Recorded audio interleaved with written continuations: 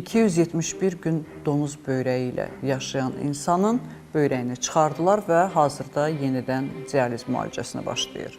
Amerikalı Tim Andrews bu rekord həddə donuz böyrəyini özündə daşımaqla göstərdi ki, donuz böyrəklər insanları müəyyən müddət yaşada bilər. Tim isə öz növbəsində onun həyatını xilas eləmək üçün ölümə gedən Wilmanı heç vaxt unutmadığını deyir. Wilma isə həmin o böyrək üçün yetişdirilən donuzun adıdır. Ümumiyyətlə, nə düşünürsünüz? Transplantasiya heyvan orqanlarının işlədilməyi insanlığın hər hansı bir yeni müstəvisi sayıla bilərmi? Yəni, heyvan böyrəyi ilə, ağciyəri ilə yaşamaq normaldırmı? Buna münasibətiniz çox maraqlıdır. Mən isə öz növbəmdə deyim ki, həyat istənilən halda gözəldir, yaşanılmalıdır. Hər cür vasitə ilə.